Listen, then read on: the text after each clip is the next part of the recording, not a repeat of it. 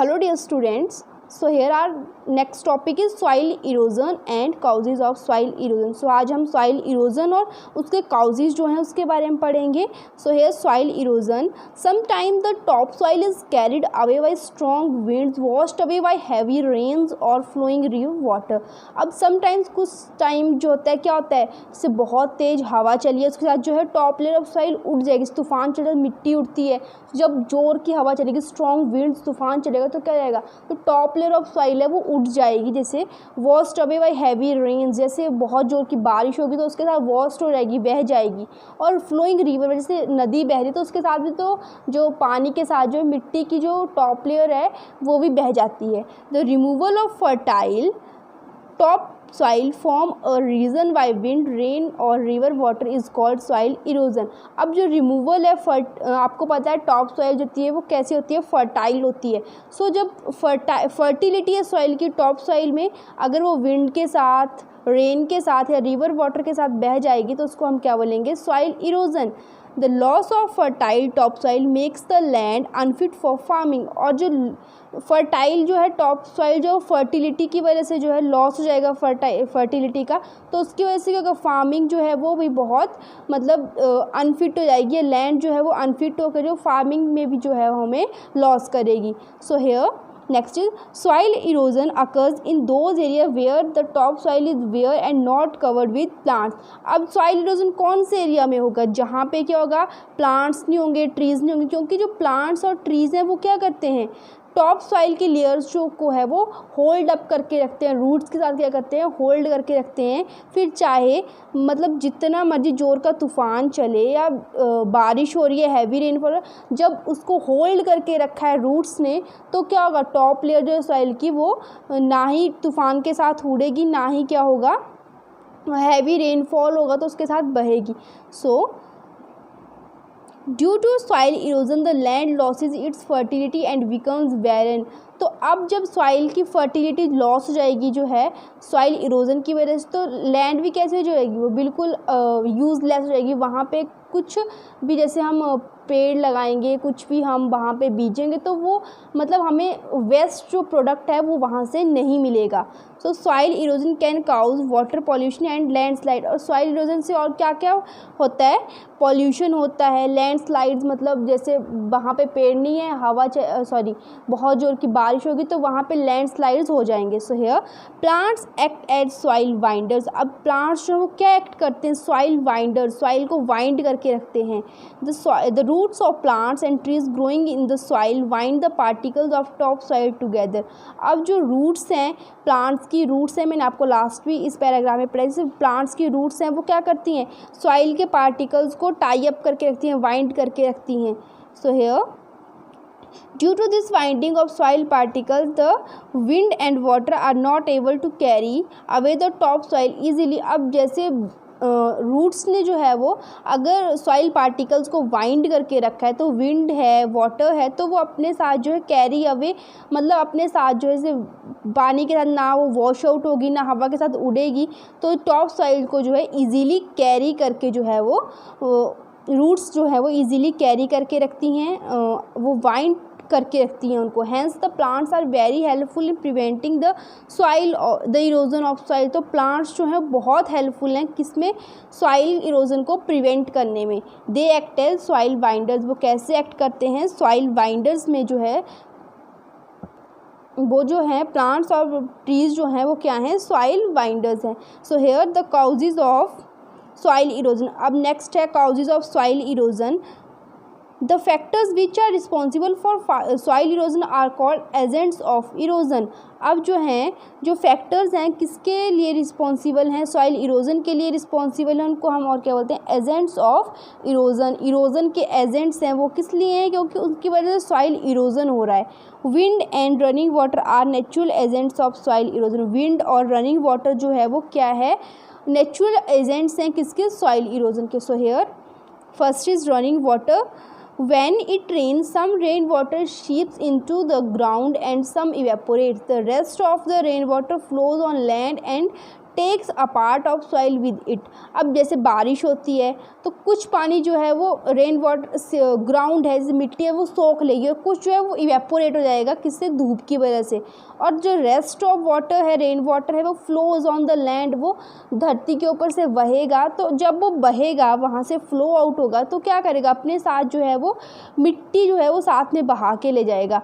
This causes soil erosion, ये क्या cause करता है, soil erosion. Soil erosion by water is more in hilly areas as water flows down faster. और soil erosion कौन से area में ज़्यादा होता है, हिली एरियाज़ में, क्योंकि वो क्या होगा, पहाड़ियाँ वहाँ पे होंगी, जब बारिश होगी तो जो है वो इजीली बहुत फास्टिंग से जो है वो अपने साथ जो है मिट्टी को बहा के ले जाएगा। Along with rain water the top soil of hills come down into rivers, lakes और सीज। अब अलॉन्ग विद रेन वाटर के साथ टॉप सॉइल पे, जैसे हिल्स पे टॉप सॉइल है वो कहाँ चली जाएगी, नदियों में, लेक्स में, सीज में। The flowing water of river also causes soil erosion along the banks. अब जो है वो flowing water of river also cause, जो फ्लोइंग वाटर है रिवर का वो भी सॉइल जो है इरोजन का बैंक है। वहाँ पे क्या होगा, जब वो सारी मिट्टी बह के जाएगी तो वो कहाँ पे रुकेगी, जाके जहाँ पे पानी या रिवर है, नदी है, वहाँ पे जहाँ पानी खड़ा होगा जाके वहाँ पे वो मिट्टी भी जाके रुक जाएगी। सो दस more and more soil is carried by river water and it flows down. अब जो है मोर और मोर सॉइल जो है वो कहाँ चली जाएगी, रिवर के पानी के साथ बह के जो है वो वहाँ पे। On reaches the plains the flow of river slow down. जब पहाड़ियों से पानी तो फास्टिंग मतलब फटाफट बह जाएगा, लेकिन प्लेन एरियाज में जो है वो फिर जाके वो बहुत स्लो हो जाएगा। Part of soil therefore get deposited on the bay. अब जो है वो पार्ट ऑफ सॉइल जैसे मिट्टी के साथ वो अपना जो है वो जैसे मिट्टी बह रही तो वो वहाँ पे थोड़ी ना वो पूरा पानी के साथ बह गई, वो क्या जहाँ जहाँ पानी थोड़ा बहुत रुक रहा है कुछ है वहाँ पे जाके जो है वो मिट्टी वहाँ पे जाके जम जाएगी। दिस इज कॉल्ड सिल्टिंग, इसको हम क्या बोलते हैं, silting. This deposited soil increase over a period of time and makes river change their way. और जब वो बहुत टाइम के लिए से पानी वहाँ पे रुकेगा, मिट्टी वहाँ पे जम जाएगी तो वहाँ से क्या होगा, रिवर्स का फ्लो जो है वो चेंज हो जाएगा, उनका वे चेंज हो जाएगा। क्योंकि वहाँ पे तो जैसे मिट्टी बह के जा रही है तो वहाँ पे जाके जहाँ पे एक जगह जाके बहुत सारा ढेर लग जाएगा जहाँ पे पानी रुकता है, तो वहाँ से जो है वो फिर अपना वे चेंज कर लेती है रिवर, वो दूसरी तरफ को जहाँ को उसको फ्लो बनेगा वो वहाँ के लिए जो है वो बहना स्टार्ट कर देगी। This causes flooding that result in loss of life and property. अब जब वो अपना वे चेंज करेगी तो क्या हो जाएगा, वो पानी जो है वो प्रेशर से कहीं और चलेगा और उसकी वजह से क्या होता है, फ्लड आते हैं, मतलब बाढ़ आ जाएगी वहाँ से। और बाढ़ की वजह से क्या होगा, बहुत सारे लॉस ऑफ लाइफ, बहुत सारे जैसे जो इंसेक्ट्स हैं या अर्थवर्म जो धरती के ऊपर होते हैं, या बहुत सारी प्रॉपर्टी का लॉस होता है, लैंड स्लाइडिंग होती है। The effect of soil erosion by running water can be seen in Chambal valley in Madhya Pradesh. अब चंबल वैली जो मध्य प्रदेश में है वहाँ पे जो है हम सॉइल इरोजन के इफेक्ट को जो है रनिंग वाटर के साथ देख सकते हैं। Here the soil erosion caused bye running water has made the land unfit for cultivation. और सॉइल इरोजन जो है सबसे ज़्यादा क्या काउज करता है, जो कल्टीवेशन के लिए सॉइल की फर्टिलिटी है वो कम हो जाएगी, तो वहाँ पे जो है वो लैंड अनफिट हो जाएगी for cultivation. Wind in deserts where grass and plants are less strong winds cause soil erosion. अब ऐसे एरिया से डिजर्ट्स हैं, वहाँ पे ग्रास नहीं है, प्लांट्स नहीं हैं तो बहुत कम हैं, तो वो क्या हो जाएगी, स्ट्रॉन्ग विंड के साथ जो है वो सॉइल इरोजन वहाँ पे होगा। The strong wind blows away the top soil from one place to another.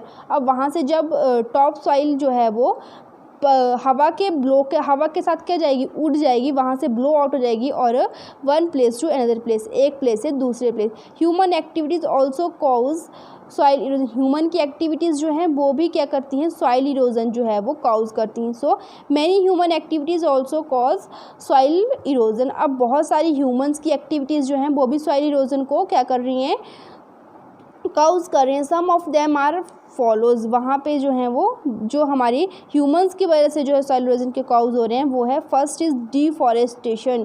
Cutting, deforestation क्या होता है, cutting down of trees on large scale is called deforestation. अब जो है वो जंगलों से बहुत सारी लकड़ियाँ जब जो ह्यूमन बींग्स है वो काट देंगे तो लार्ज स्केल पे, बहुत लार्ज स्केल पे जो अपने यूज़ के लिए जो है, जैसे हम अपने यूज़ के लिए बहुत सारी लकड़ियाँ जो है काट देंगे तो उससे भी क्या होगा, सॉइल इरोजन होगा। Human have cleared a large number of trees for their requirements of wood and built farm land cities and roads. अब ह्यूमन जो है अपने लिए जो है, ह्यूमन बींग्स जो हैं वो क्या कर रहे हैं, अपनी रिक्वायरमेंट्स को पूरा करने के लिए, जैसे हम अपने लिए रोड्स बना रहे हैं, घर बना रहे हैं, सिटीज़ बना रहे हैं, उस वजह से क्या है, हम बहुत सारे जो प्लांट्स हैं उनको कट कर रहे हैं, तो उसकी वजह से भी soil erosion. When trees and plants are cut down the top soil become loose. अब जब पेड़ कट जाएंगे, पेड़ पौधे जहाँ पे नहीं रहेंगे तो वहाँ पे तो सॉइल इरोजन होगा ही, क्योंकि वो टॉप जो सॉइल की लेयर है वो बहुत लूज हो जाएगी। So it can be easily carried away by the strong wind और रनिंग वाटर, और जो है वो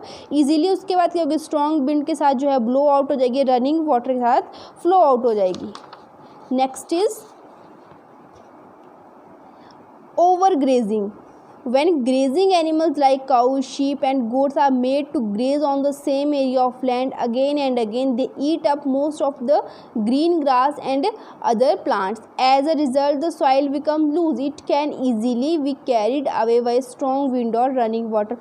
अब मान लो कोई एक जगह है, वहाँ पे रोज़ जो है वो एनिमल जो है वो ग्रेजिंग मतलब वो वहाँ पे घास खाते हैं आके, तो वहाँ पे क्या है, शीप्स हैं, काउज़ हैं, गोट्स हैं, मतलब एक सेम एरिया पे जब वो उस घास को रोज़ खाएंगे, हरे घास, तो क्या हो जाएगा, वो हरा घास तो वहाँ पे रहेगा नहीं, तो उसकी वजह से क्या होगा, वो जो टॉप लेयर है किसकी, सैंड की, वो अगेन लूज रहेगी, और उसकी वजह से क्या होगा, अगेन जो है वो सॉइल इरोजन का कॉज है।